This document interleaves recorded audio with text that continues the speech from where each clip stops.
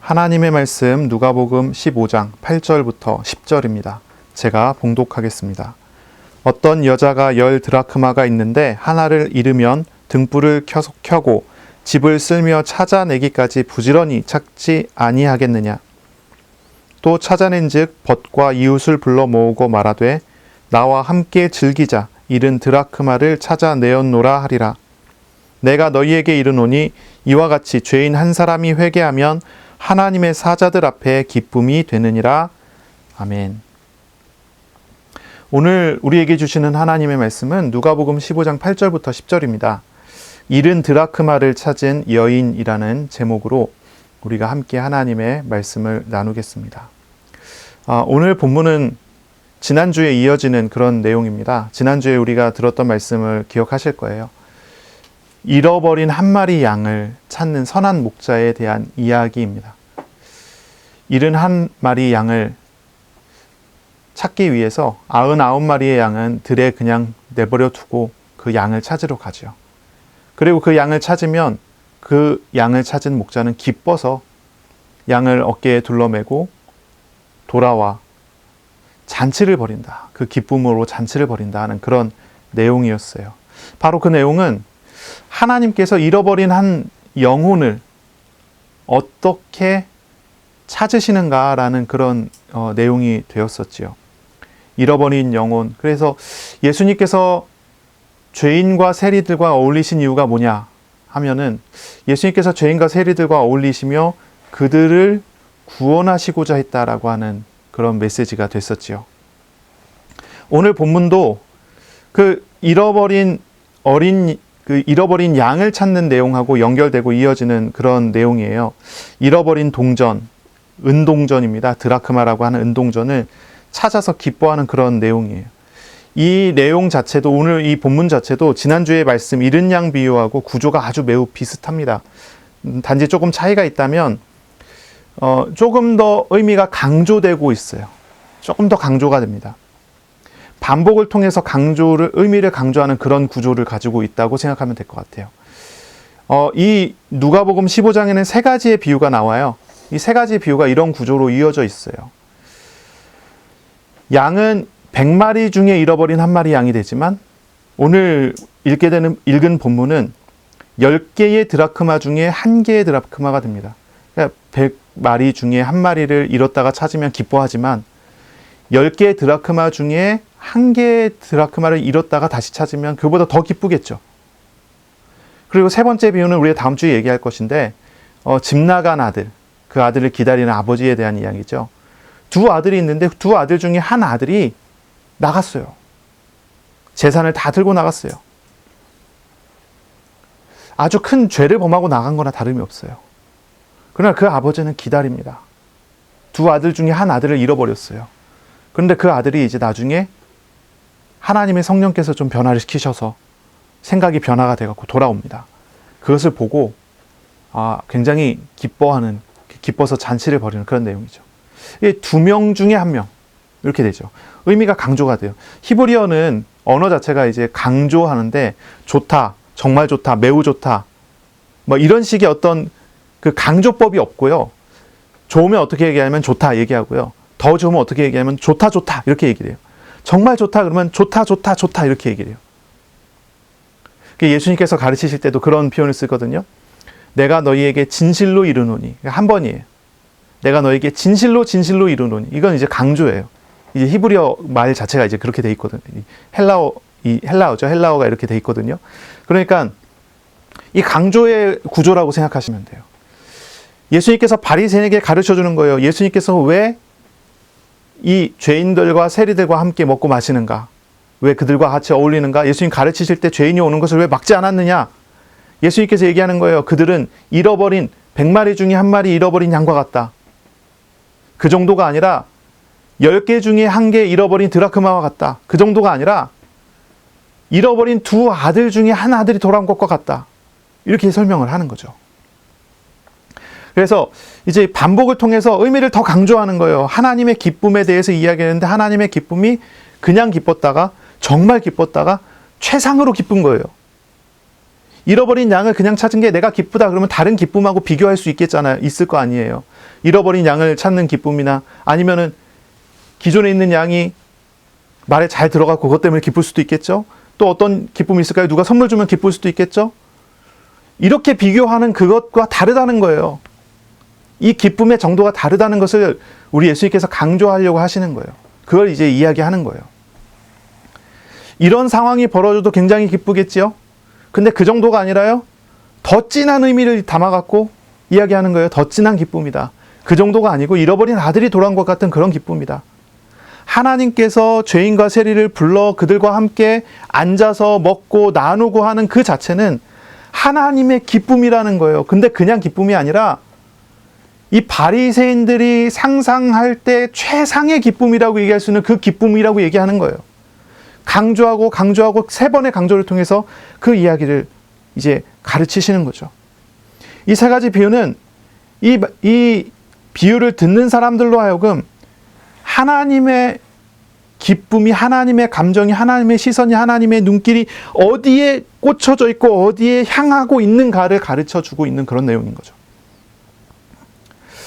자, 이 당사자들은 어떤 사람입니까? 이제 15장 1절부터 3절에 나오는 여기 이제 죄인이다. 죄인. 1절부터 2절이죠. 모든 세리와 죄인들이 말씀을 들으러 가까이 나왔다 그랬어요. 세리와 죄인들이라고 하거든요. 이 사람들은 유대인의 율법에 비추어서 죄 지은 사람을 이야기해요. 유대인의 율법에 비추어서 죄 지은 사람들. 그래서 뭐 구체적으로 얘기한다면 어떤 사람이냐면요. 이제 뭐 죄인이다라고 선고받은 사람들을 의미하는 거예요. 예를 들어 뭐 간음한 사람, 간음한 것 때문에 정죄받은 사람, 이게 죄인이죠. 이런 사람이 죄인이에요. 또 뭐 사기쳤다, 거짓말했다가 이 십계명에 있는 이제 거짓 증거를 했다가 그것이 고발되어서 죄인으로 인정된 사람, 이런 사람을 얘기하고요. 또 직업적인 죄인도 있어요. 그 직업 자체가 죄를 짓는 직업이다 해갖고 직업적인 죄인, 세리들, 또 목자, 지난주 우리 얘기했죠. 목자들은 법정에 가갖고 증언할 수 있는 자격이 없어요. 왜냐하면 이 사람들은 직업적인 죄인이라고 보기 때문이에요. 이게 싹군들이 그러겠죠. 목자나 목동들, 그리고 뭐 창녀, 뭐 이런 사람들은요 죄인이라고 보는 것입니다. 이것이 유대인들의 가지고 있는 죄인의 개념이에요. 예수님께 나오는 사람들이 그런 사람들이었어요. 간음했던 사람, 그래서 뭐 십계명을 어겨갖고 죄인으로 정죄된 사람, 이런 사람들이 나오면은 멀리해야 되는데 멀리하지 않고요 같이 있는 거예요. 하나님의 율법에 보면은 이제 출애굽기나 신명기에 보면은 부정한 사람 가까이 하면 안 되잖아요. 멀리해야 되잖아요. 그런데 예수님께서는 그 사람들과 같이 앉아서 같은 식탁에 앉아서 같이 식사를 나누는 거죠. 그래서 이제 예수님을 고발하려고 한 거예요. 이 사람들이 고발하고 예수님도 정죄하는 거죠. 예수님께서 지금 가르치는 위치에 있고 예수님께서 랍비처럼 가르치고 있는데 당신이 죄인들과 세리들과 어울리는 거 보니까 가르치는 위치에 있을 만한 사람이 아닌 것 같다. 그걸 이제 사람들 앞에서 막 고발하듯이 얘기를 하는 거예요. 한마디로 이제 탄핵을 하는 거죠. 그 탄핵을 들으시고 예수님께서는 한 가지 아니죠. 세 가지의 비유를 묶어서 이야기하시기 시작한 거죠. 내용은 한 가지의 의미예요. 그게 이제 오늘의 이제 본문과 연결이 됩니다. 하지만 이 말이, 잃어버린 양이라고 하는 이 말이 이 직업적인 죄인들과 죄를 졌다고 정죄돼서 인정된 그 사람들만을 잃은 양이다, 잃은 드라크마다, 잃은 아들이다라고 이야기하는 건 아닙니다. 그것은 이제 유대인의 개념이고요. 우리 예수님께서 가르치신 개념은 그거보다 훨씬 더 큰 거예요. 죄인은 어떤 사람이 죄인입니까? 십계명을 어긴 것이 드러나서 정죄된 사람이 죄인입니까? 아니면 십계명을 실천하지 않은 사람이 죄인입니까?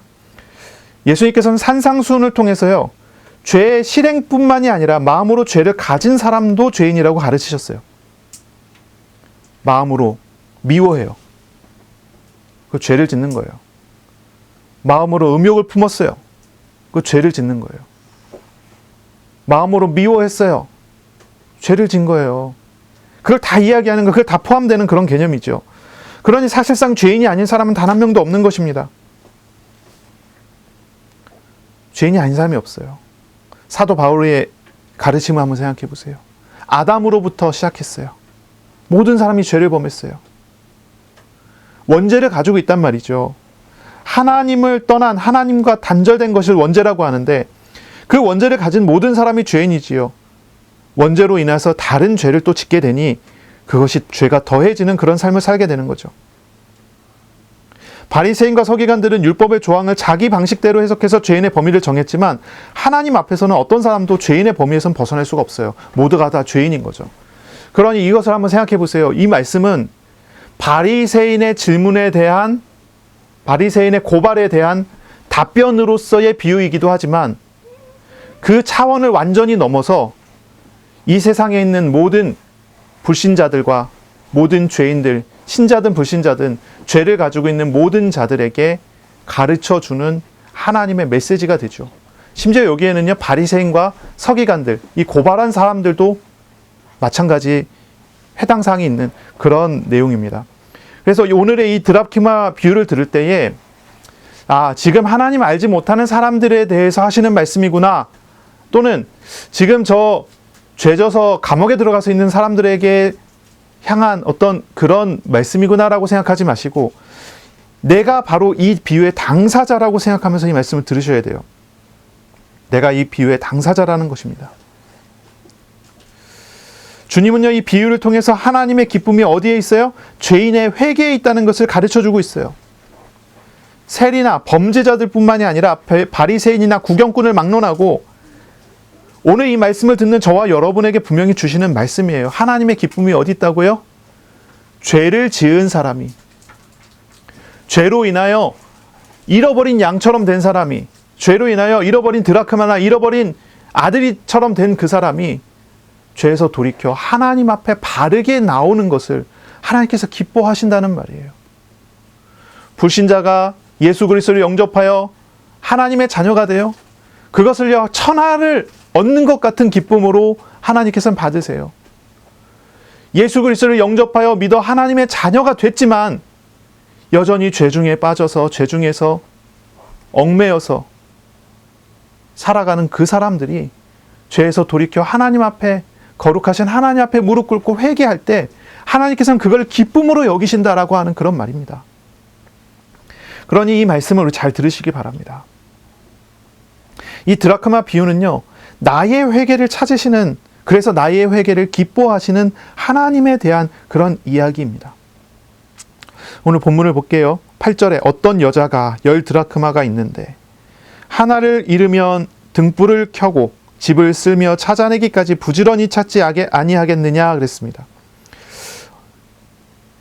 이 드라크마라고 하는 돈은요, 이제 헬라의 동전이에요. 헬라의 은으로 만든 동전입니다. 은전입니다. 동일한 가치의 로마의 동전으로는 데나리온이 있어요. 그러니까 이제 드라크마와 데나리온은 같은 단위라고 생각하시면 돼요.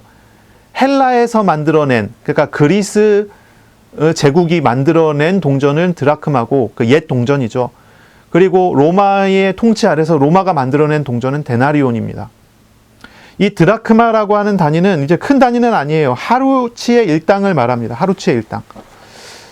그런데 이 드라크마는 이 유대인들에게 있어서는 특별한 날에 특별하게 사용되는 그런 동전으로 우리에게 알려져 있는데요.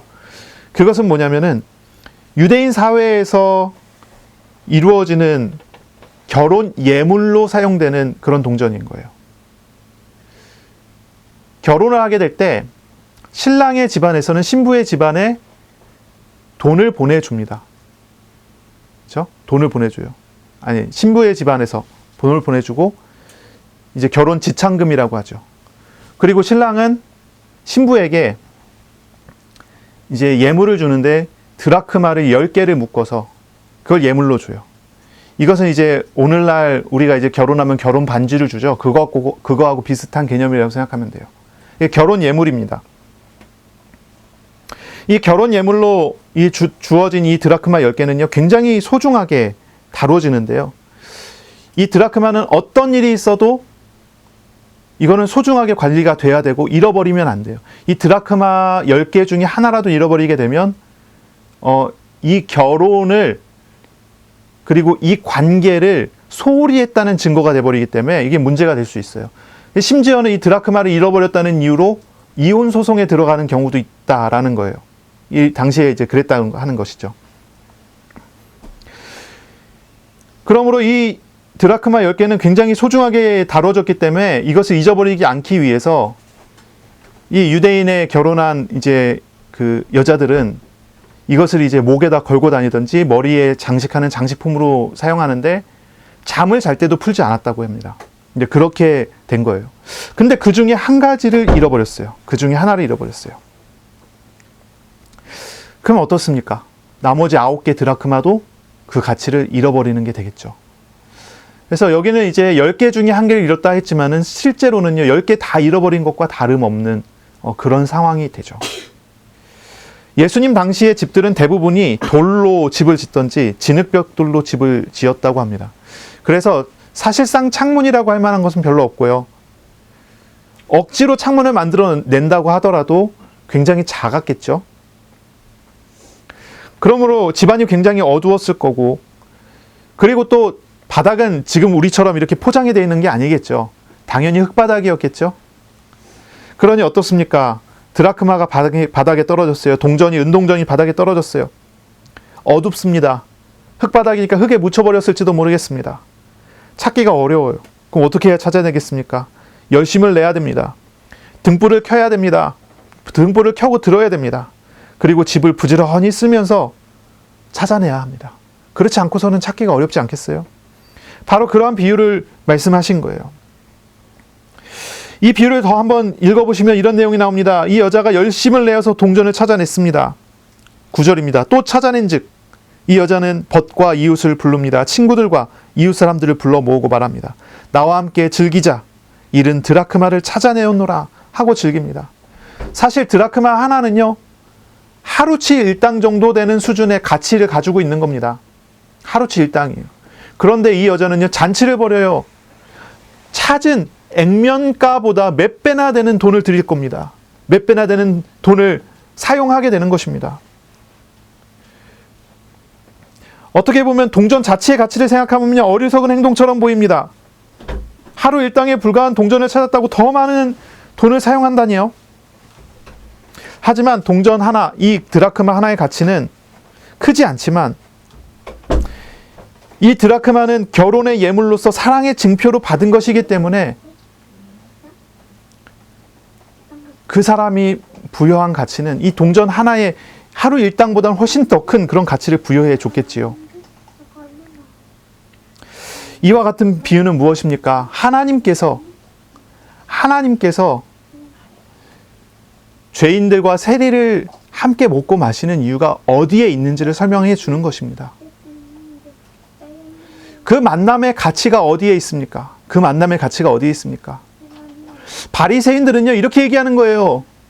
예수님과 이 세리들과 함께 앉아서 먹는 식탁, 예수님께서 가르치는 자리에 이 세리들이 앉아있는 그 만남을 두고 부정한 자와 만났다라고 하는 액면가의 겉모습을 가지고 비난을 하는 거예요. 하지만 우리 예수님께서는 그걸 뭐라고 설명하냐면 이것은 단순히 그 동전의 가치가 아니라, 단순히 눈에 보이는 껍데기의 가치가 아니라 그 내면에 담겨져 있는 그 여자가 드라크마를 생각하는 마음, 그 여자가 그 드라크마를 사랑의 증표로 생각하고 결혼의 어떤 상징으로 생각한다고 하는 거죠. 바로 그런 마음을 가지고 얘기하는 거예요. 예수님께서 이 사람들을 만나는 것은 결혼의 상징을 잃어버린 드라크마처럼 생각한다는 거예요. 하나님과 이스라엘과 언약을 맺으셨잖아요. 이게 이제 결혼하는 할 때 이제 결혼이라고 그러죠. 결혼. 이제 언약식을 한 겁니다. 언약을 맺은 겁니다. 근데 그 언약을 맺은 상징 중에 하나가 잃어버려졌어요.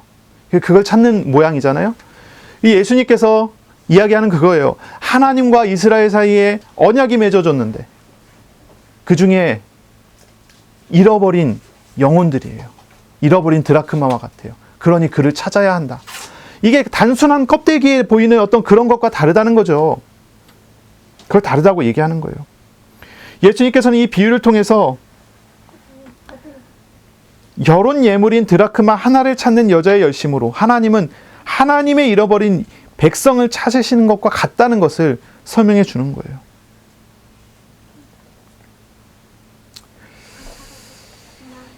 이것은 분명한 메시지가 됩니다. 분명한 메시지가 돼요. 예수님께서 이 비유를 말씀하신 것은 이 바리새인들의 고발에 대한 답변이었죠.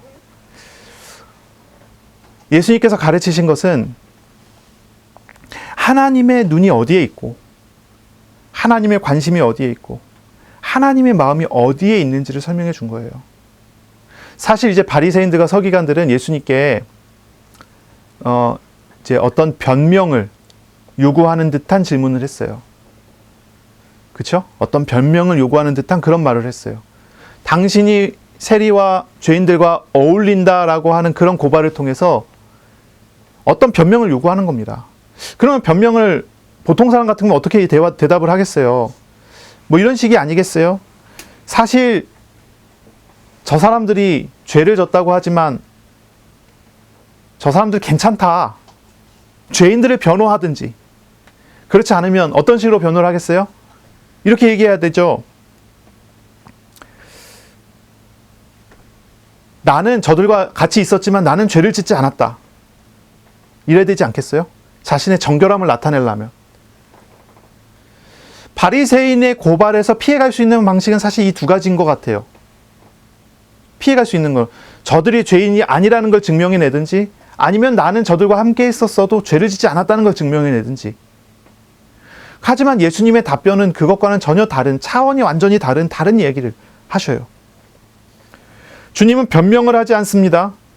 그들이 죄인이 맞다고 얘기해요. 그리고 그들과 같이 어울린 것도 맞다고 이야기하세요. 하지만 거기서 잃어버린 영혼들을 향한 하나님의 위대한 사랑과 열심을 설명하는데 비유를 사용하십니다. 위대한 하나님의 사랑을 이야기해요. 그리고 우리가 어떻게 해야 한다고 하는 바리새인의 그런 태도에 대해서 예수님께서는 하나님께서는 이렇게 행하신다라고 이야기를 하는 거예요. 하나님께서는 이렇게 행하신다. 사실 우리가 많은 핑계가 있어요. 우리는 이제 사실 그러거든요. 바리새인들이 이제 죄인들을 정죄해요. 그 사람 죄를 졌다, 잘못했다. 이제 자신들의 잣대를 딱 들어서 옳다, 틀리다, 그르다, 맞다. 이걸 이제 판단을 하고 정죄를 하는 거예요. 바리새인의 정죄죠. 바리새인의 판단이죠. 사실 우리도 비슷하지 않아요? 우리도 정죄하고 우리가 판단하지 않습니까? 제가 이 말씀을 정리를 하면서 이런 세 가지 상황을 한번 쭉 적어봤어요. 세 가지 상황. 바리새인의 입장에서 봤을 때 나는 바리새인하고 얼마나 다른가? 두 번째, 죄인의 입장에서 봤을 때 내가 죄인하고는 얼마나 차이가 있을까? 세 번째, 우리 주님의 입장에서 봤을 때 나는 주님의 태도와 주님의 입장과 나와 얼마나 차이가 있고 내가 얼마나 같을까? 생각을 해봤거든요. 바리새인의 하는 행동을 보면서 이 바리새인은요, 자기의 기준을 가지고 정죄하는 일들을 하는 사람들이잖아요. 그렇죠? 오늘 본문에 보면 그런 내용이 나오잖아요. 나도 똑같이 정죄하고 있는데 이런 생각하게 되고, 죄인들을 바라보면서요, 죄인들은 예수님께 나갔어요. 예수님 앞에 자신이 죄인임을 고백하고 나갔어요. 내가 하나님 앞에 진실되게 나의 죄를 숨기지 않고 고백하며 주님 앞에 서고 있는가? 이런 질문. 또 한 가지, 예수님의 태도 바라보시면서 내가 과연 나에게 잘못하는 사람들을 보고 예수님처럼 그들을 섬기고 있는가? 이런 세 가지 질문. 어떻습니까? 여러분 어떻게 하고 계십니까? 다 이유가 있어요. 다 이유가 있더라고요. 제가 다른 사람 정죄할 때도 이유가 많아요. 이런 이유 저런 이유를 가지고 정죄를 하더라고요. 핑계가 없을 수가 없어요. 핑계가 많아요. 이런 문제고 저런 문제고 그렇더라니까요. 제가 하나님 앞에 서려고 해도요, 제가 그런 게 많아요. 이런 핑계 저런 핑계로 가면을 쓰고 서려고 하지 하나님 앞에서 진실되게 고백하지 않아요. 내가 하나님 앞에 서서 하나님 나는 죄인입니다 이래야 되는데, 하나님 상황이 이렇잖아요. 그래서 내가 그렇게 할 수밖에 없었습니다 라고 이야기하게 된다니까요. 그러니까 진정한 회개가 되지 않는 거죠. 주님처럼 섬기지 못하는 건 어쩔 수 없고 그런 것 같아요. 우리 주님이 말씀하시는 거는 굉장한 우리에게 한 가지의 메시지를 던져주는 것 같아요. 바리새인의 이 질문, 이 정죄하는 질문. 질문이라고 해야 되나요? 그냥 정죄라고 하죠. 바리새인의 이 정죄에 대해서 예수님께서는 하나님은 이렇게 하신다라고 대답하세요. 바리새인이 말을 하잖아요. 우리가 봤을 때 이건 틀렸습니다 했더니 하나님은 이렇게 하신다 이렇게 대답해요. 하나님은 이렇게 하신다. 우리가 하나님 앞에 이렇게 말할게요. 저렇게 말할 수 있어요. 많은 것을 이야기할 수 있어요. 그때 하나님은 뭐라고 말씀하시냐면, 우리 예수님 뭐라고 말씀하시냐면, 너가 이게 옳다 틀리다 얘기하지 않고요. 하나님은 이렇게 하신다라고 얘기하세요.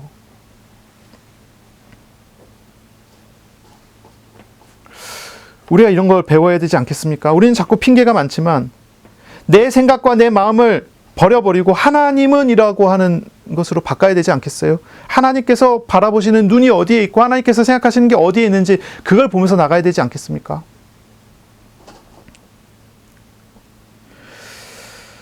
하나님은 어떻게 하십니까? 하나님은 위대한 사랑을 보여주셨어요. 위대한 하나님의 열심을 가르쳐 주셨어요. 너희들이 죄인이라고 하는 저 사람들은 잃어버린 양이야. 결혼 예물 아주 가치가 있는 10개의 드라크마 중에 잃어버린 하나의 드라크마야. 저들은 잃어버린 두 아들 중에 한 명의 아들이야 라고 예수님께 설명을 하시는 거예요. 너희들은 정죄하지만 하나님은 그렇게 보지 않는단 말이에요. 하나님이 어떻게 보시느냐를 가르쳐 주세요. 그리고 하나님이 어떻게 일하시고 계시는지를 설명하세요. 한번 잘 보세요. 여자가 잃어버린 드라크마는 어디에 있습니까? 집에 있습니다. 흙바닥에 있습니다. 잃어버린 양은요, 소리를 내서 목자를 부를 수도 있습니다. 집 나간 아들은 다시 걸어 집으로 돌아올 수 있습니다. 하지만 오늘 본문에 나오는 이 드라크마는요, 하나님께 다시 돌아갈 수 있는 능력이 없어요. 주인에게 다시 돌아올 수 있는 능력이 없어요. 소리를 낼 수도 없습니다. 자신을 나타낼 수가 없어요. 걸어서 돌아올 수 없어요. 그냥 능력이 없는 무능력하게 숨어져 있을 뿐이에요. 여기서 바로 이 잃어버린 드라크마는 하나님께 다시 돌아갈 능력이 없는 인간의 실상을 이야기해요. 인간의 죄인됨을 이야기해요. 말없이 자신이 찾아지기를 기다릴 수밖에 없는 그런 존재에 불과한 거예요. 무능력함을 표현하는 겁니다. 인간의 죄인됨이란 그런 것입니다. 인간의 죄인됨이란 그런 거예요. 로마서 8장 7절에 보면은 육신의 생각은 하나님과 원수가 되나니 이는 하나님의 법에 굴복하지 아니할 뿐 아니라 할 수도 없음이라. 육신에 있는 자는 하나님을 기쁘시게 할 수 없느니라 그랬어요. 하나님의 기쁨이 어디에 있습니까? 하나님께서 그 드라크마를 애써서 힘써서 찾아내서 그 드라크마가 그 주인의 품에 들어가게 됐을 때라는 거예요. 죄인 한 사람이 회개하여 돌아오면 하나님의 기쁨이 된다는 이야기를 가르치시는 거예요. 그런데 그 죄인은 스스로 하나님께 돌아올 수가 없죠. 육신에 있는 자는 하나님을 기쁘시게 할 수 없다라고 이야기해요. 인간의 죄인됨이란 그렇습니다. 스스로 구원을 얻을 수 없는 육신의 얽매인 타락되어 있는 그 상태를 이야기하는 거예요. 바로 이런 존재를 구원하려고 주인은 열심을 냅니다. 이것이 하나님의 열심입니다. 집안을 샅샅이 뒤져서라도 은전을 찾아내고야 말겠다고 하는 하나님의 열심을 의미하는 비유가 여기에 담겨져 있습니다. 죄인을 향한 그 열심이 있습니다. 바리새인들이 정죄한 그 사람들은 하나님께서 집안 곳곳을 다 뒤집어 엎어서라도 찾아내려고 하는 그 사람들이었다는 거예요. 바리새인들은 부정한 사람이라고 하면서 거리를 두고 함께하지 않으려고 하는 그 사람들이요. 하지만 우리 하나님께는 너무나 소중한 존재인 거죠. 너무나 소중한 사람들인 거죠. 바로 이것입니다. 집안에 잃어버려진 숨은 동전을 찾아내고야 마는 하나님의 일하심. 이것이 하나님의 열심이고요. 하나님의 사랑입니다. 하나님의 열심은 그렇습니다. 하나님이 어디에 하나님의 사역을 쏟으십니까? 쏟다라고 하는 표현보다는 하나님께서 어디에 어떤 일에 하나님의 관심과 하나님의 에너지를 사용하십니까? 사랑하는데 사용하세요. 사랑을 이루어내는 데 쓰세요. 그것이 하나님의 열심으로 나타나요. 그게 하나님의 열심으로 역사돼요. 잃은 영혼을 구원해내는 것입니다. 또한 구원한 영혼을 어떻게 합니까? 구원한 영혼을 하나님의 백성을 믿음으로 끝내 세워가시는 열심으로 이어지게 됩니다. 단순히 예수님 영접해서 구원받았으니까 끝이 아니라 구원한 그 사람이 구원받은 하나님의 백성답게 하는데 하나님의 열심을 또 쏟아내시죠. 그 에너지를 사용하십니다. 아브라함의 예에서 보듯이 아브라함 오랜 시간 동안 불신앙을 계속했지만, 아브라함 오랜 시간 동안 잘 변화되지 않았지만 그 오랜 시간 통해서 하나님은 끝내 아브라함을 변화시키고야 말았죠. 그것이 하나님의 열심입니다. 그것을 우리에게 나타나는 거예요. 하나님은 지금도 이렇게 일을 하고 계시지 않습니까? 하나님께서 사랑하는 마음으로 열심을 내어서 구원할 자를 지금도 찾고 찾으시지 않습니까? 전도란 무엇입니까? 전도란 우리가 나가서 설득하는 게 아니에요. 우리가 나가서 사람을 만나서 사람을 설득하고 좋은 이미지를 심어줘서 교회에 데리고 나오는 게 전도가 아니에요. 전도는 뭡니까? 하나님께서 구원하시기로 작정된 영혼에게 하나님께서 열심을 내어 그의 마음을 두드리고 열심을 내어 그 영혼을 부르시는데 우리가 동참되는 것이 전도입니다. 전도 현장과 선교 현장 같은 데서 일어나는 일들을 아십니까? 그곳에서는 현장에서는 우리는 한 가지를 경험하게 되는데요. 그것이 하나님의 열심입니다. 하나님의 일하심입니다. 어떤 선교사님이 이런 말을 했던 게 기억나요. 한국에서 사역할 때랑 외국에서 사역할 때가 너무 다르다는 거예요. 뭐가 그렇게 다른지 그분이 열변을 토하면서 막 얘기를 하세요. 제가 이제 신학교에 있을 때 들은 선교사님 이제 강의인데 뭐라고 하냐면, 선교 현장에 나가면 성령께서 역사를 막 하시는데 한국에서는 조용히 하시던 성령께서 선교 현장에 나가면은 막 기적을 일으키고 사도행전에 나오는 어떤 그런 일들이 막 나타난다는 거예요. 병자가 고침을 받고 변화가 되고 기적이 일어나고 역사가 되고, 여러분이 하나님의 일하시는 걸 경험해 보지 못했으면은 선교 현장에 나가 보면 경험한다. 막 이렇게 얘기를 해요. 그분이 이제 자신이 체험한 거를 막 이야기한 거겠죠. 전도 현장과 선교 현장에 나가면요, 어떤 게 보입니까? 하나님이 한 영혼을 구원하시기 위해서 얼마나 애타게 열심을 내어 일을 하시는지가 보여요. 그래서 이제 그 선교 현장에 이제 선교 탐방 같은 것도 가잖아요. 그렇죠? 막 일주일씩, 2주일씩 선교 현장 답사를 갔다 오기도 하고, 선교 현장에 가서 선교하시는 선교사님 선교하시는 곳에 가서 그곳에서 어떤 일이 어떻게 벌어지고 어떤 사람들이 있는지 이제 보고 구경도 하고 오고 그러잖아요. 이제 이름은 이제 사실 단기 선교라고 이름을 붙여서 보내지만 실제로는 선교 현장 탐방에 가깝죠. 이제 그런 식의 어떤, 그걸 통해서 뭘 봅니까? 하나님의 일하심, 하나님의 역사하심. 그게 단지 이제 선교 현장뿐만이 아니죠. 우리의 삶에도 동일한 일들을 하나님께서 보이시고 나타내시지 않습니까? 우리가 전도 현장에 있게 되면, 내가 서 있는 곳에 하나님의 관심이 어디 있는지를 조금만 관심을 갖고 눈을 떠서 현장을 보기 시작한다면 우리는 뭘 볼 수 있습니다. 뭘 봅니까? 하나님이 준비하신 장소가 보이고, 하나님이 준비하신 상황이 보이고, 하나님이 준비하신 만남이 보이고, 하나님이 준비하신 영혼 구원이 보입니다. 하나님이 일하시는 걸 보게 돼요. 물론 사람마다 속도의 차이는 있을 수 있어요. 어떤 사람은 이것이 순식간에 하루 이틀 사이에 일어나서 하나님께서 그렇게 진행하실 수도 있고, 어떤 사람은 어떤 영혼은 하나님께서 오래 참고 오래 기다리셔서, 하나님 강제적으로 일을 하시지 않잖아요. 그렇죠? 오래적으로 인격적으로 일을 하셔서 한 10년에 걸쳐 15년에 걸쳐서 한 영혼을 구원하시는 그 일을 진행시키기도 합니다. 그러나 우리는 거기에서 목격하는 것입니다. 하나님의 열심이 어디에 있는가?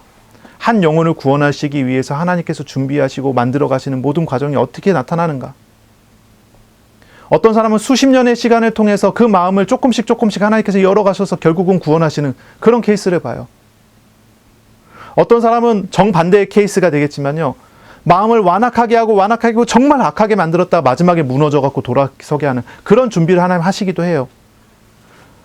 어쨌든 간에 이 모든 것들을 통해서 우리는 뭘 보냐면 하나님의 열심, 하나님의 사랑, 하나님의 역사하심. 근데 단지 이것이 또 전도와 선교에 대한 남에 대한 이야기이겠습니까? 나에 대한 이야기예요. 나에 대해서. 하나님은 나를 어떻게 말씀하셔요? 나에게 어떻게 찾아오세요? 어떻게 일을 하세요? 그걸 보게 하는 거예요. 그걸 찾게 하는 거예요. 그것이 중요한 부분이죠. 광야의 이스라엘은요, 하나님께 물어봤을 겁니다. 하나님, 우리가 왜 광야에 나와야 합니까? 왜 광야에서 이렇게 썩어야 합니까? 우리가 이 큰 민족이 우리가 가서 칼 하나만 들고 넘어가도 저기에서 저 현장을 정복하고 변화시킬 수 있을지도 모르는데 왜 하나님은 우리를 광야에 내버려 둡니까? 그것이 이스라엘을 변화시키기 위한 하나님의 열심이요, 하나님의 방법이요. 그 방법이 아니고서는 이스라엘이 변화되지 않아요. 그렇다고 하나님께서 이 사탄 마귀처럼 강제적으로 사람 마음에 들어가서 폭력을 사용해서 그렇게 하지 않잖아요. 인격적이신 하나님이시기 때문에. 이스라엘에게 가장 최적의, 그리고 이스라엘에게 가장 좋은 방식을 선택을 하시는 거죠. 우리 자신은 그렇습니다. 내가 지금 어느 자리에 있습니까? 어느 위치에 있습니까? 어느 곳에 있습니까? 어느 현장에 있습니까? 어느 사람들과 만나고 있습니까? 나를 향하신 하나님의 열심이 어디에 있습니까? 그걸 보세요. 그걸 봐야 합니다. 그것이 중요하지 않겠어요? 오늘 나온 이 본문의 여자에게 드라크마는 아주 소중한 존재였습니다.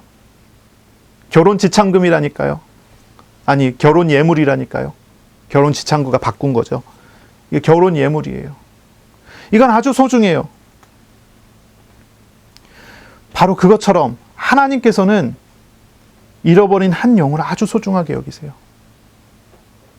하나님께서는 잃어버린 한 영혼이었던 나를 그렇게 소중하게 다루고 소중하게 생각하세요. 드라크마가 아주 작은 단위의 돈이지만 여자는 이 동전을요, 그 하루치 일당으로 생각하지 않는다니까요. 사실 우리가 하나님 앞에서 무슨 가치가 있습니까? 얼마나 대단한 가치가 있습니까?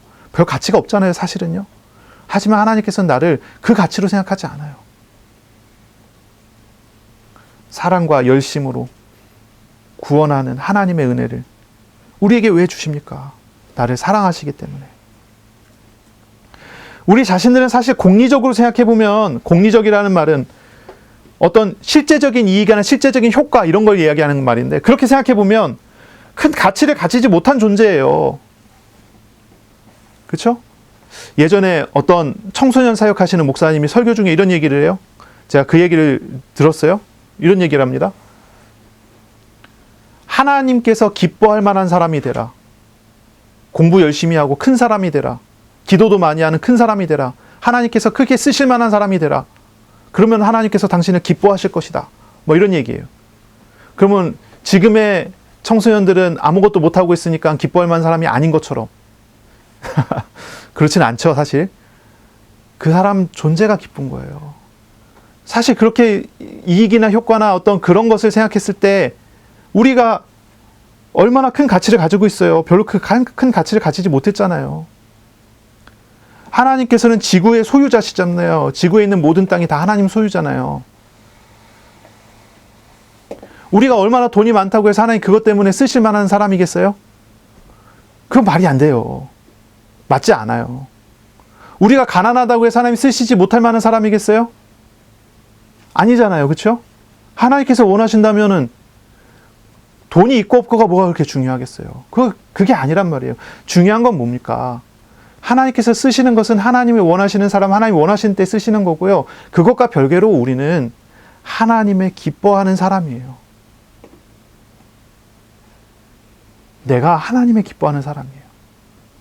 하나님은 나를 그 액면가를 생각하면은 별거 아닌 하나의 드라크마지만 하루 일당치지만 그 액면가가 아니라 하나님은 나를 언약의 당사자요, 사랑의 대상으로 생각하신단 말이에요.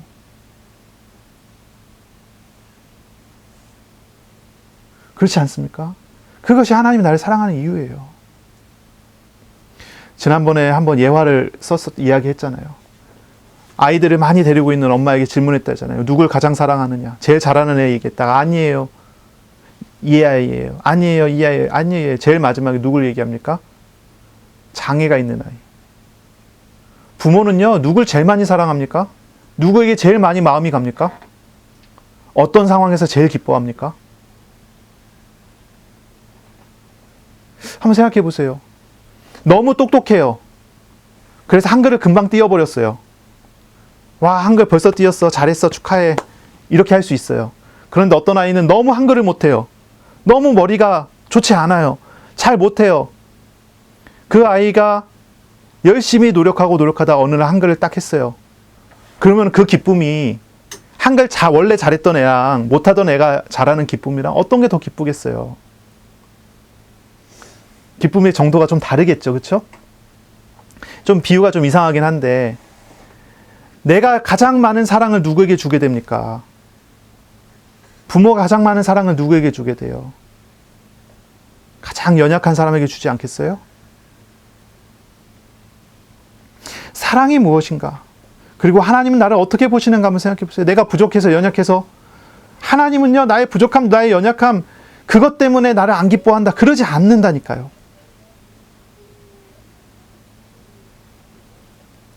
우리가 별 가치가 없는지 하나님은 알고 계셔요. 그래서 그리스도를 십자가에 내어주시기까지 높은 대가를 치러서 우리를 구원하세요. 우리가 스스로 아무것도 할 수 없는 존재라는 걸 아시기 때문에 하나님께서 행하신 일은 사랑을 부어서 우리를 올려 세우는 거예요. 인간이 가치가 없고 능력이 없기 때문에 무능력하잖아요. 그래서 능력 대신 하나님께서 우리에게 오셔서 우리에게 그 능력으로 일을 하신단 말이에요. 하나님의 형상이 다 찌그러져서 망가져갖고 회복될 가능성이 전혀 없어서 하나님이 하나님의 형상이신 그리스도가 우리에게 오셔서 우리에게 하나님의 형상의 역할을 대신하신다고요. 내가 잘하고 못하고가 아니고 하나님은 나를 존귀한 존재로, 하나님은 나를 사랑하는 대상으로 보신단 말이죠. 하나님은 우리가 쓸모있고 없고로 판단하시지 않습니다. 하나님은 우리를 하나님의 사랑하는 자녀로 삼으셨어요. 우리는 하나님의 사랑하는 자녀가 된 거예요. 하나님은 우리가 얼마나 재능있고 일 잘하는지를 계산해서 부르신 게 아니에요. 앞으로 넌 이런 일을 해야 되니까 부를게. 너는 저런 일을 해야 되니까 부를게. 사명이 우선이 아니란 말이에요. 사랑해서 부르셨고, 사랑해서 사명을 감당하게 하셨고, 사랑해서 그 사명을 이루시는 분도 사실은 하나님이지만 상급을 주세요. 그게 하나님의 일이에요.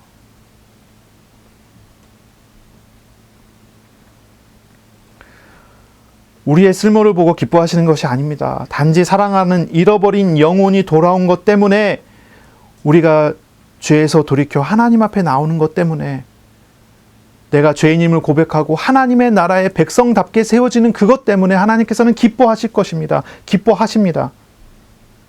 하나님 앞에 나온 저와 여러분은요, 하나님의 기쁨입니다. 나를 보고 기뻐하신단 말이에요. 정죄하시지 않고요, 기뻐하세요. 내가 잘못해도요, 정죄하지 않습니다. 기다리세요. 그리고 주님 앞에 설 때 기뻐하세요.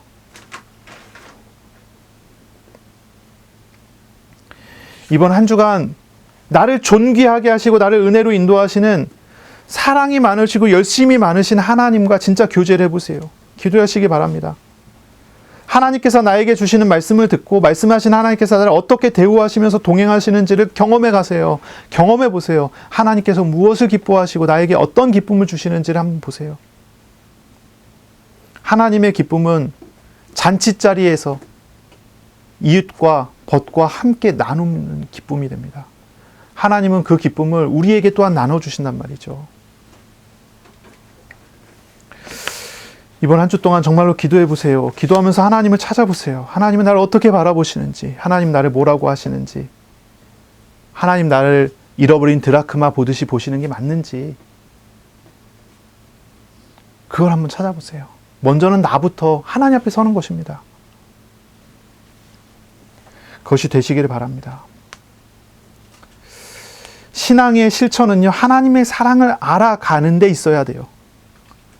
기도하는 행위를 열심히 한다. 아니면 가르쳐준 메시지를 따라서 실천할 항목을 찾아내서 한번 해본다. 이것 다 좋아요. 근데 그 안에 사랑이 없으면, 하나님의 사랑이 없으면 사실 조금 헛된 게 될 가능성이 많아요. 신앙의 실천은 그 밑바탕이 어디에 있어야 되냐면 하나님의 열심과 하나님의 사랑이 진행되는 과정 속에 있어야 돼요. 그걸 따라가야 돼요. 이게 중요하죠. 우리는요, 어떤 대가를 구하는 그런 삶이 아니라, 그렇죠? 어떤 대가를 구하는 그런 삶이 아니라 하나님의 사랑과 하나님의 열심을 의지하는 그런 삶을 살아야 돼요. 자, 잃어버린 양을 찾으러 가는 사람을 선한 목자라고 했어요. 그렇죠? 이 선한 목자는요, 이제 요한복음 10장에 나오는 싹꾼하고 달라요. 싹꾼은 싹을 받아서 일을 해요. 일을 하는 이유는 싹을 받기 때문이에요. 대가를 받기 때문이에요. 그렇죠? 자, 한 드라크마를 잃어버렸어요. 그걸 찾았어요. 그러면 돈을 내가 찾았구나. 이 싹을 받는 거죠. 그러나 그 주인은 그것 이상을 생각해요. 잃어버린 양을 찾아서 돌아온 사람은 더 큰 잔치를 벌여요. 그 양 가치보다 더 많은 가치를 지불하죠. 이 한 드라크마에 불과한, 하루치 일당에 불과한 드라크마를 찾은 사람이 더 큰 잔치를 벌여요. 그 돈보다 더 많은 돈을 내서 잔치를 벌여요. 어디에 초점이 있다고요?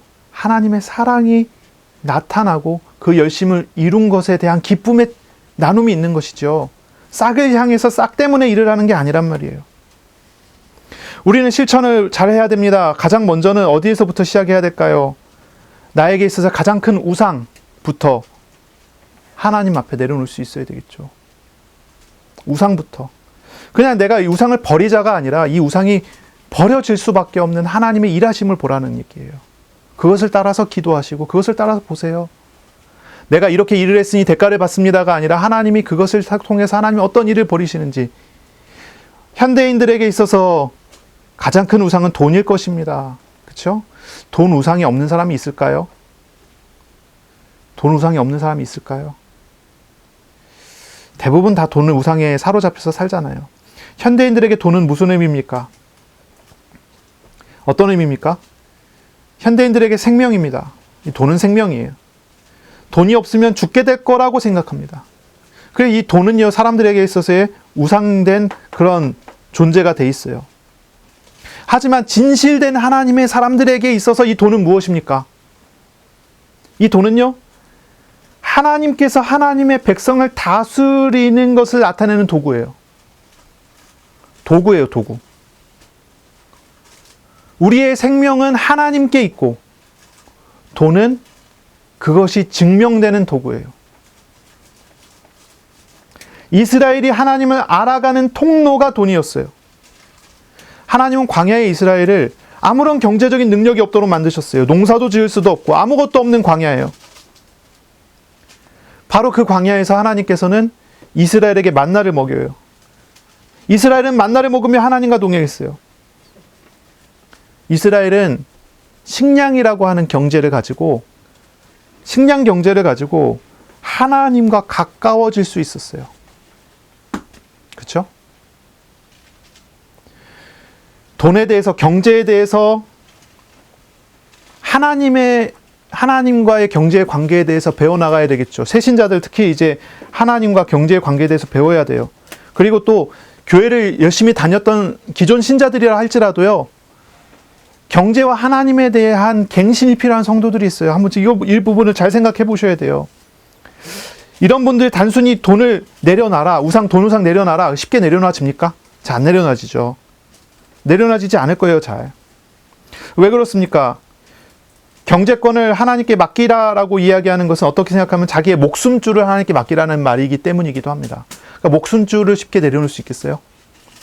잘 못 내려놓는 거죠.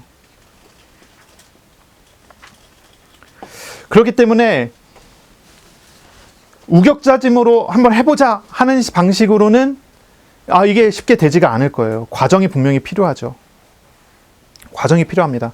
어떻게 합니까? 작은 것부터 큰 것까지 이 과정을 걸어가야 돼요. 작은 것부터 큰 것까지 모든 것을 주관하시는 하나님을 경험해 나가며 하나님이 얼마나 신실하신 분인지 알 수 있게 해서 하나님께 맡겨 버릴 수 있게 돼야 돼요. 그 과정이 필요하죠. 그 과정이 필요합니다. 베드로, 예수님의 수제자인 베드로는요, 갈릴리 바다에서 예수님의 기적을 경험하고 예수님을 따르기 시작했어요. 예수님께서 큰 기적을 보이셨죠. 그리고 난 다음에 예수님을 따르기 시작했어요. 하지만 자신의 주권을 하나님께, 예수님께 완전히 다 맡겨버리기까지는 3년이라는 시간이 걸립니다. 베드로는 3년이라는 시간 동안에 신실하신 주님을 체험하고 경험했습니다. 그래도 잘 못 맡겼는데 결국은 죽으시고 부활하신 예수님을 만나면서 완전히 하나님께 자기 자신을 맡길 수 있게 됐어요. 완전히 자기 자신을 항복하고 맡겨드릴 수 있게 됐죠. 우리도 이런 훈련이 필요한 거예요. 그래서 교회에서는 사실 이제 제자 훈련이라고 하는 과정들을 가르치죠. 이것을 통해서 뭘 가르치냐면 신앙생활이 무엇인지, 신앙을 어떻게 배워가고 어떻게 해나가야 되는지 한 가지를 가르쳐요. 예수님께서 제자들과 3년간 동거동락하듯이 교회에서는 성도들을 제자로 세워나가는 예수님께서 하셨던 그 방식을 우리가 배워서 그대로 훈련하는 그런 과정이 필요하죠. 그 중에서도 핵심적인 것은 이런 거예요. 내가 우상을 어떻게 내려놓느냐, 하나님께 어떻게 나갈 수 있느냐. 하나님의 기쁨이 어디 있다고요? 내가 죄인됨을 알고 고백하고 죄에서 돌이켜 하나님 앞에 나올 때 하나님은 그 기쁨이라고 한다고요. 우리가 우상을 깨닫고 우상을 내려놓고 하나님 앞에 나올 때 그걸 기쁨이라고 한다고요. 어떻게 해야 됩니까? 신실하신 하나님을 경험해야 돼요. 신실하신 하나님이 일하시는 열심을 알아야 돼요. 신실하신 하나님께서 나를 어떻게 사랑하시는 줄 알아야 돼요. 그래야 내가 하나님께 다 맡길 수 있어요. 하나님께 나를 드릴 수 있어요. 하나님을 신뢰하는 것은요, 하나님을 알아가는 것은요, 뭐 노력해서 집중해서 분량을 쌓아서 도달하는 어떤 경지 뭐 이런 게 아니에요. 어떤 사람은 그런 얘기 하거든요. 기도의 분량을 쌓아서 응답받는다고. 기도를 쌓는데요. 막 기도를 이렇게 쌓고 이렇게 쌓고 이렇게 쌓고 그래서 이 분량까지 쌓아지면 응답하신대요. 아, 그건 좀 아니에요. 그건 하나님이 아니라 우상들이 주로 하는 방식이에요. 귀신들이 주로 하는 방식이라고요. 분량을 쌓아서 응답하시는 분이 아니에요. 하나님은 가치에 따라서 일을 하시지 않는단 말이에요. 다시 말해서 하나님 싹군이 아니에요. 내가 이만큼 하나님께 정성을 들이니 그만큼 돌려주십시오? 아니에요. 그렇지 않아요. 하나님 그렇게 일하시는 분 아니에요. 우리가 배워야 되는 것은요, 그런 방식이 아니에요. 어떤 경지를 이루어내자, 높은 수준을 이루어내자, 깨달음을 얻어내자, 이런 것들은 전부 불신자들이 하는 거예요. 하나님께서 주시는, 말씀에서 주시는 게 아니에요. 하나님께서 우리에게 가르쳐 주시는 것은요, 하나님을 알아가는 것은 뭐라고 합니까? 하나님 품에 쉬도록, 하나님께 나를 맡기도록 하는 거예요. 그러니까요, 정반대의 개념이 돼요. 좀 이해가 좀 됐으면 좋겠는데, 우리가 제자로서 훈련받는다는 것은 뭐랄까요? 수준을 높여가는 게 아니고요. 내 신앙의 수준을 높여가는 게 제자 훈련이 아니고요. 나의 수준을 무너뜨려서 나를 없게 만드는 것이 제자 훈련이에요. 이게 중요해요. 똑똑한 사람이 잘하고 조금 무식한 사람이 못한다? 이거는 참된 제자 훈련이 아니에요. 똑똑하든 무식하든 하나님 품에 안기는 거예요. 그게 제자 훈련이에요. 이게 말이 좀 이해가 됐으면 좋겠어요. 한번 생각해 보세요. 제가 아빠거든요. 새 아이가 있어요. 이 새 아이는 저를 믿어요. 그래서 저에게 와서 안겨요. 제일 어린 아기도 저에게 와서 안겨요. 얘가 저한테 와서 안길 때 계산하고 와서 안깁니까? 안기기 위해서 수준을 높여갖고 와서 안깁니까? 아니잖아요. 아빠니까 안겨요. 믿으니까 안겨요. 내가 아빠에게 가면 아빠 나 안아줄 거야 라고 생각하기 때문에 안겨요. 여기에 무슨 수준이 필요합니까? 그런데요, 조금 큰 애들은요, 자존심이라는 게 있어갖고요, 특히나 이제 이럴 때가 있어요. 아빠하고 싸웠어요. 아니, 잔소리 들었어요. 그럼 아빠가 얘기하거든요. 제가 얘기하거든요. 하준아, 이리 와서 아빠 좀 안아줘. 그러면 자존심이 없는 아이는 얼른 와서 안을 텐데, 아빠하고 싸웠거든요. 자존심이 있거든요. 못 안겨요. 눈치 봐요. 아, 웃는 거 보세요. 이번 주에 경험했죠. 눈치 본다니까요. 자, 똑똑한 사람이 잘 못 내려놔요. 수준이 높으면 높을수록 잘 못 내려놔요. 신앙생활 그런 거 아니에요. 내가 복잡한 죄를 질 수 있어요. 복잡한 죄, 복잡한 우상을 가지고 있을 수 있어요. 너무 복잡해요. 어떤 사람은요, 계산한다니까요. 하나님께 회개하려면 어떻게 해야 되는가? 하나님 앞에 어떻게 나가야 되는가? 이렇게 해야 되는가? 저렇게 해야 되는가? 수준 높고 고상한 말로 하나님께 이렇게 얘기하면 하나님 들으실까? 근데요, 정말 제자는요, 그런 계산 필요 없어요. 그냥 하나님 앞에 무릎 꿇으면 끝이에요. 하나님, 제가 하나님께로 갈게요. 전 죄인이에요. 하나님만이 필요해요. 하나님만이 나의 위로예요. 하나님께 갈게요. 뭐가 진짜입니까? 뭐가 진짜예요? 하나님을 알아가는 것은요, 하나님과 함께 하는 것은요, 수준을 높여가는 게 아니에요. 주님을 경험해 가는 만큼 나를 드리는 거예요. 의지하는 거예요. 찾아가는 거예요. 어린 아이가 아빠에게 와서 안기듯이 나에게 유일한 위로자가 되시고 보호자가 되시는 우리 하나님께 가면 돼요. 어느 누구도 나를 위로하지 못하지만 우리 하나님은 나를 위로하시는 하나님이시잖아요. 그게 가는 거예요. 그게 맞지 않습니까? 그게 분명한 사실입니다. 이것을 알아야 되는 것입니다. 우리가 정말로 하나님의 기쁨, 그 기쁨의 자녀되는 것은요, 다른 거 아니에요. 하나님께 나가면 돼요. 나가면 돼요. 하나님의 부르심을, 하나님의 소명을 알고 하나님께 나를 맡기면 돼요. 이게 중요한 부분입니다. 제가 고등학교 2학년 때 하나님의 소명을 받았어요. 하나님이 저를 부르시더라고요. 목회자가 되라고 부르시더라고요. 저는 그 소명을 받고, 목회자로 부르시는 그 부르심을 받고, 저는 굉장히 의심했어요. 부정했어요. 아, 설마 내가 목회자가 될까? 나는 아닐 거야. 하나님은 아니죠? 제가 그랬다니까요. 계속 의심했어요. 계속 부정했어요. 6개월 넘게 제가 계속 부정했어요. 난 그 길은 가지 않을 것 같은데. 나는 그 길이 나한테 안 맞을 것 같은데. 나는 저렇게 할 수는 없을 것 같은데. 그런데 하나님께서요, 6개월 넘게 저를 설득하셔요. 아주 열심을 내서 저를 설득하시더라고요. 말씀을 들을 때 저의 마음에 말씀하시고요. 제가 하루하루 삶을 살아갈 때 그 삶 속에서 하나님께서 저에게 그 길을 보여주시고요. 아주 신사적으로 하나님께서 저에게 그 길을 제안하시고 제시하시고 말씀하시고 그 길이 나에게 맞다고 얘기를 하세요. 6개월 넘게 제가 부정을 하다가 6개월 만에 제가 항복했어요. 아, 하나님의 말씀이 맞습니다. 하나님의 뜻에 따르겠습니다. 하나님의 인도를 받겠습니다. 그래서 제가 목회자가 되기로 한 거예요. 목회자가 되기로 결심을 한 거죠. 제가 더 이상 부정할 수 없을 만큼의 체험과 경험과 확신과 여러 가지 일들이 쌓였을 때 저는 드디어 항복을 했어요. 하나님 말씀이 맞습니다. 이렇게 되니까요, 제가 이제 목회자 길을 가기 위해서 준비하면서 가는데요. 중간에 어려운 일들이 여러 가지 있었지만 그 여러 가지 그 어려운 일 속에서 넘어지지 않더라고요. 무너지지 않더라고요. 하나님의 뜻을 찾았으면 찾았지 넘어질 일이 없더라고요. 그 길이 맞으니까. 그렇지 않습니까? 이게 맞아요. 소명을 알아야 돼요. 하나님 부르심을 알아야 돼요. 그거 확인해야 돼요. 하나님의 기쁨, 하나님은 어디에 우리를 부르십니까? 죄를 버리고 나오라고 얘기하지 않습니까? 우리가 또 의심하고 또 의심할 수 있어요. 그러나 하나님께 계속 물어보세요. 신실하신 하나님께서 하나님의 신실하심을 우리에게 보여주실 거예요. 그리고 우리를 인도해 가실 거예요. 제자 훈련의 과정은 이런 과정이에요. 제자들은 의심하고 또 의심하고 의심했습니다. 마지막까지 의심했습니다.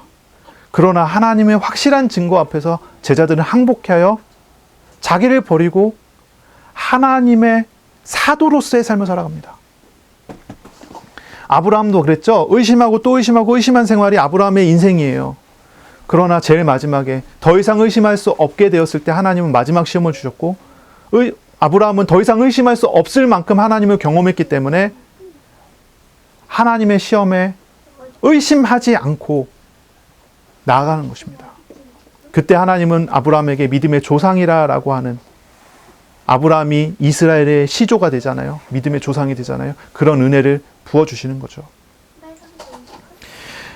여러분, 의심되는 것이 많이 있습니까? 어디에 여러분의 의심이 있습니까? 여러분의 갈등이 어디에 있습니까? 어떤 것이 우리의 우상입니까? 돈 우상입니까? 그 돈을 주관하시는 하나님을 알아가도록 기도하세요. 어디에 여러분의 우상이 있습니까? 사람이 우상이 돼갖고 사람 때문에 자꾸 시험 듭니까? 그 안에서 사람의 모든 것을 주관하시는 하나님을 알아가도록 기도하세요. 무엇이 여러분에게 하나님을 대신하는 것이 되어 있습니까? 하나님께 기도해 보세요. 하나님 앞에 나가세요. 직업적인 고민을 할 수 있고요. 재능에 대한 고민, 가정의 문제, 교회의 문제, 뭐 이런 고민할 수 있어요. 저희는 이제 벌써 3년이 됐지만은 홈스쿨 하는 것 때문에 또 고민하고 기도했었거든요. 언제까지 기도했냐? 하나님께서 인도하시는 것에 대한 하나님의 인도를 확인하기까지 기도했어요.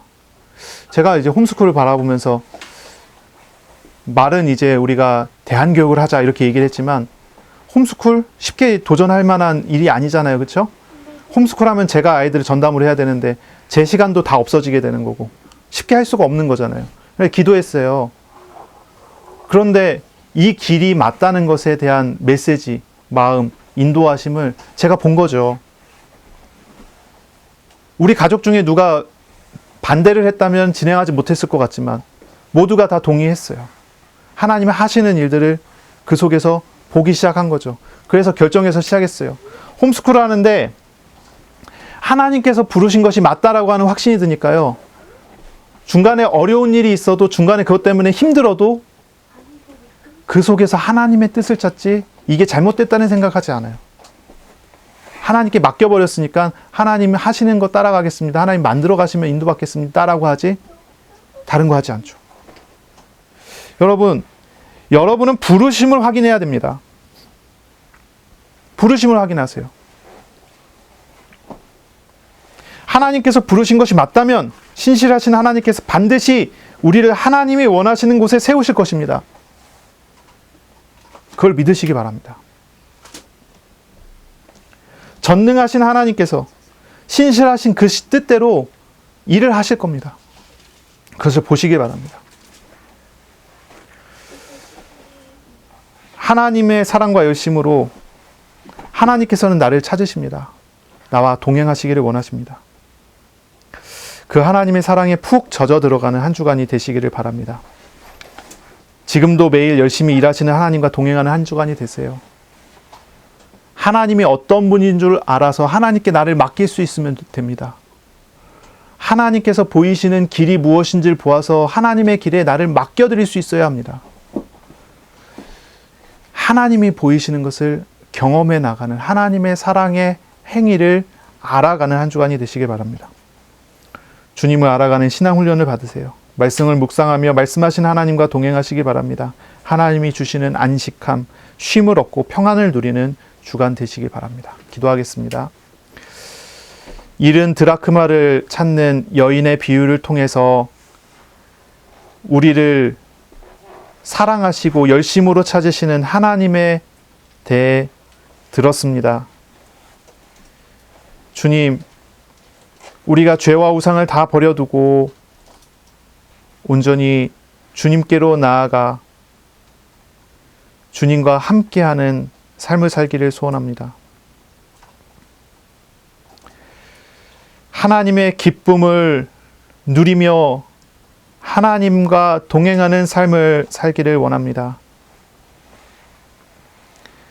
하나님의 신실하심을 경험하고 체험하고 알아감으로 하나님께 우리의 경제와 우리의 삶을 다 맡겨드리고 주님 안에 쉼을 얻으며 주님과 함께 삶을 살아가기를 소원합니다. 이번 한 주간 은혜를 내려 주옵소서. 예수님의 이름으로 기도합니다. 아멘. 우리 구주 예수 그리스도의 은혜와 하나님의 사랑하심과 성령의 교통하심이 이제로 영원까지 항상 함께 있을지어다. 아멘.